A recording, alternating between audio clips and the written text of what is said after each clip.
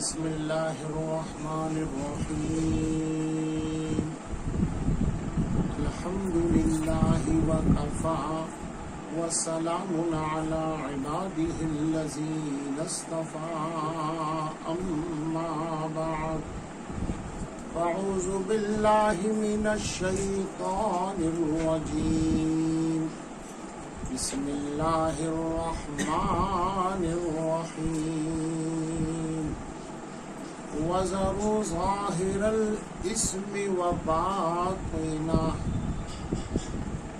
سبحان ربك رب العزة عما يصفون وسلام على المرسلين والحمد لله رب العالمين اللهم صل على سيدنا محمد وعلى آل محمد وبارك وسلم اللهم صل على محمد وعلى آل محمد وبارك وسلم اللهم صل على سيدنا محمد وعلى آل محمد وبارك وسلم. محترم حاضرین کرام،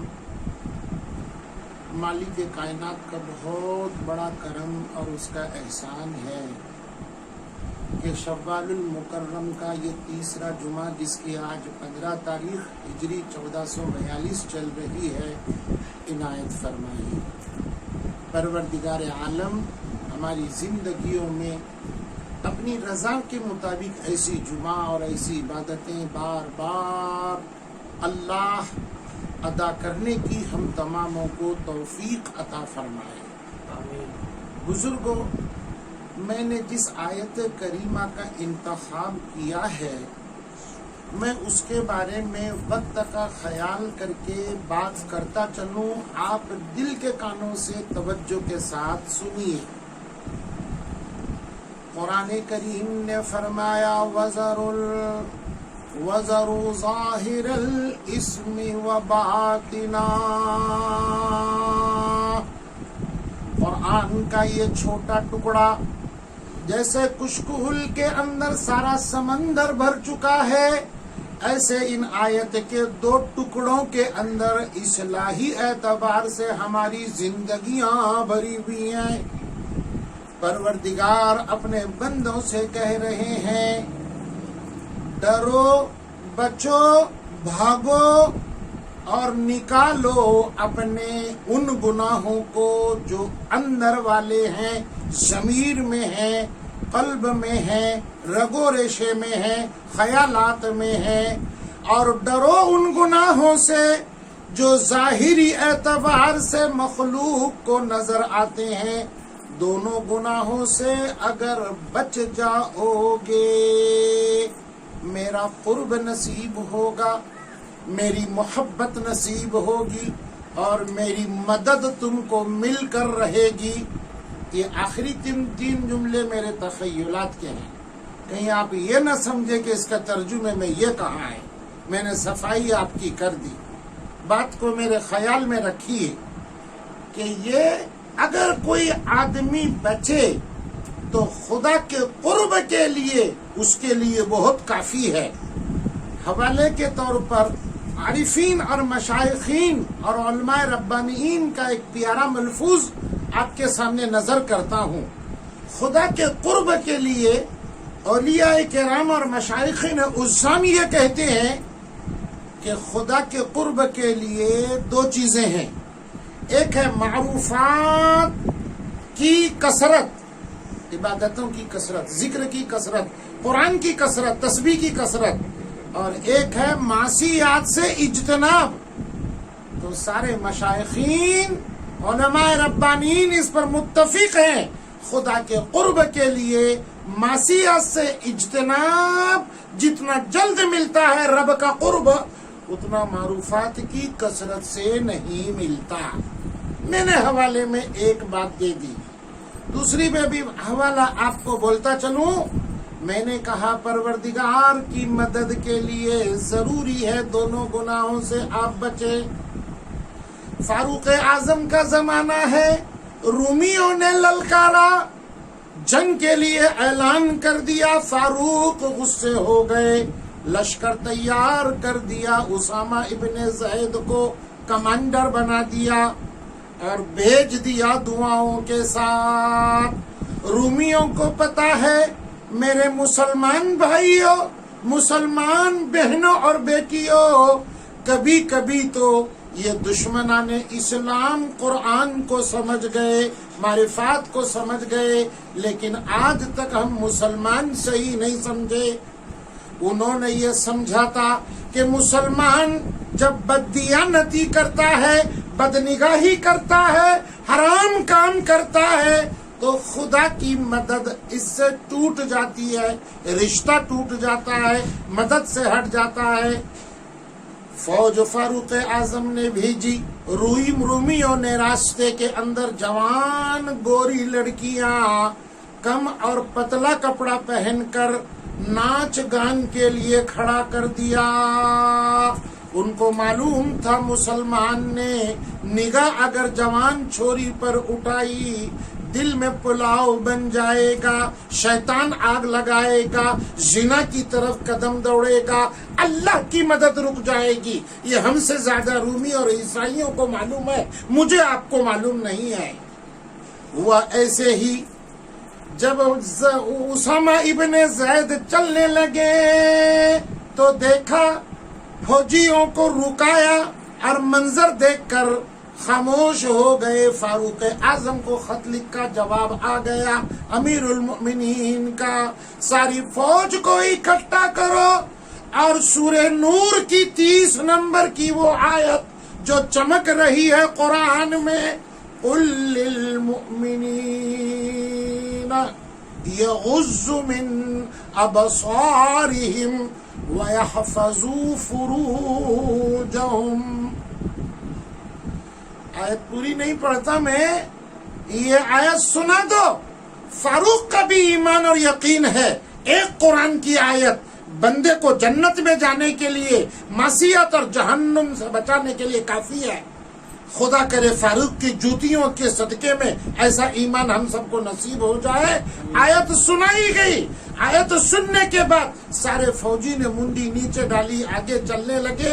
کتابوں میں لکھا ہے ایک جوان چھوری کہنے لگی یہ فوج اندھوں کی تو نہیں؟ کسی چلنے والے جوان فوجی نے کہا اندھے نہیں آنکھ والے ہیں، پھر کیوں نہیں ہم کو دیکھتے؟ کہا اللہ کے قرآن نے منع کر دیا ہے، ہم نہیں دیکھ سکتے۔ تو جوان چھوری کہنے لگی ایسا پاک قرآن ہے تو ہم بھی اس قرآن کے متمنی ہیں، حیا کے متمنی ہیں۔ کتابوں میں لکھا ہے اس ایک آیت اور ان کے عمل کے اوپر 300 بچیوں نے ایمان قبول کر لیا۔ بات دوسری طرف چلی جائے گی، معصیات جب کثرت سے ہوتے ہیں، گناہ جب عام ہوتے ہیں، گناہ شوق سے آدمی کرتا ہے تو خدا کے قرب سے دور ہو جاتا ہے اور مدد اس سے رک جاتی ہے۔ 2 باتیں میں نے بتا دی، اب اصل بات کی طرف آؤں جو آج کے نصب العین کو میں نے انتخاب کیا ہے۔ ایک مرض کو میں نے دیکھا۔ کیا مرض کو دیکھا؟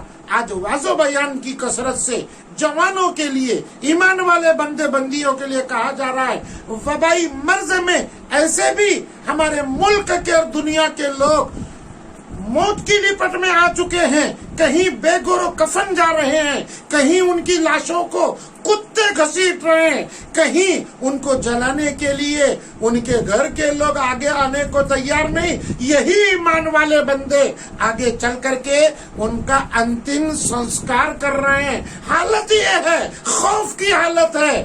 کوئی چیز بچا سکتی ہے تو مسلمان کی دعا بچا سکتی ہے، ایمان والے کی دعا بچا سکتی ہے، لیکن دعا کرنے والے کا حال میں دیکھ رہا ہوں۔ بیان سن کر، واز سن کر، تقریر سن کر، میسج دیکھ کر کے وہ دعا کر رہا ہے اللہ معاف فرما، اللہ معاف فرما، اللہ گناہوں سے بچا، اللہ گناہوں سے بچا، اللہ جو گناہ ہوئے معاف فرما۔ لیکن میں دیکھ رہا ہوں وہ کبھی اپنے غریبان میں منہ ڈھک کے دیکھنے کو تیار نہیں ہے کہ اس گناہ کے اندر وہ مبتلا ہے۔ میرے مرض کو نشانہ بنائیے، میں کیا کہہ رہا ہوں دیکھ رہی ہے۔ دعا سے کام نہیں چلے گا، दुआ से काम नहीं चलेगा। रूहुल मानी के शारे अल्लामा बगदादी ने एक बात लिखी है, चाहते हो कि रब तुम्हारी दुआ करे तो सिर्फ गुनाह से तौबा मत करो, आइंदा गुनाह से बचने का अज़्म करो और गुनाहों से बचो, तब तुम्हारी तौबा कबूल होगी। बहरहाल ये मर्ज मैं देख रहा हूँ, आज तौबा बहुत हो रही है, नमाजों के बाद दुआ बहुत हो रही है, तहज्जुद में हो रही है, इनफरादी इज्तिमाई, लेकिन अपनी जात में, अपने शरीर में, अपनी आदतों में, खसलतों में कितने ऐसे गुनाह हैं, कितने ऐसे गुनाह हैं जो लगे हुए, न उसको छोड़ना है, न छोड़ने का इरादा है, न उससे तौबा है। ये बहुत बड़ी बला है और ये देन है इस हैंडसेट और मोबाइल की। 1400 बरस में शैतान ने इतना काम नहीं किया जितना इस मोबाइल ने किया। मैं एक आखिरी बात बोल करके गुनाह की तरफ इशारा दिखाता हूँ। आप कहेंगे शराब पीना बुरा, कत्ल करना बुरा।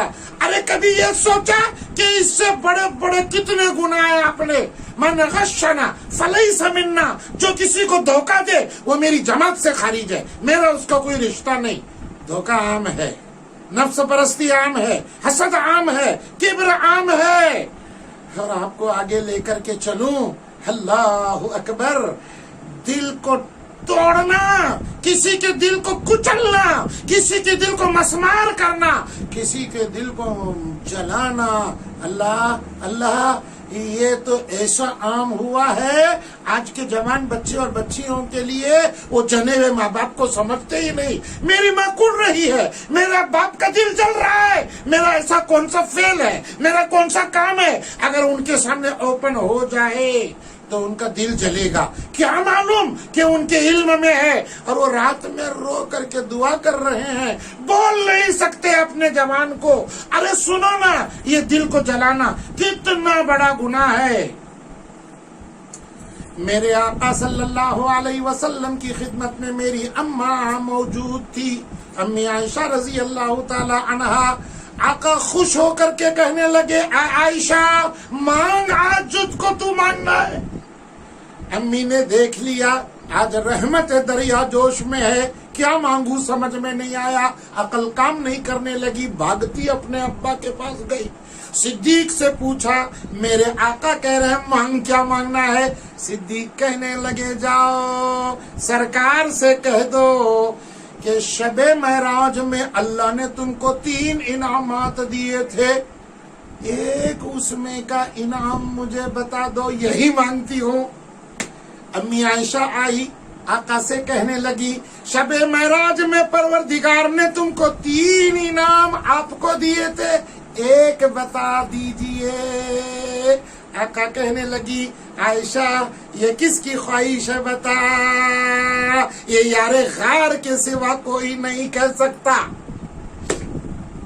आका कहने लगे, एक बात सुन ले दिल के कानों से, अल्लाह ने ये कसम खाई है, अहद किया है मुझसे, ऐ मेरे महबूब, जो बंदा जो बंदी किसी का भी दिल नहीं तोड़ेगा, दिल को तकलीफ नहीं पहुंचाएगा, मेरी इज्जत की कसम, मेरे जलाल की कसम, मेरे किबरियाई की कसम, मैं उसको अपनी रहमत से जन्नत में दाखिल करूंगा। अम्मी आयशा खुश हो गई, भागते बाप के पास चली गई। सिद्दीक कहने लगे, बोलो बोलो क्या फरमाया आका ने?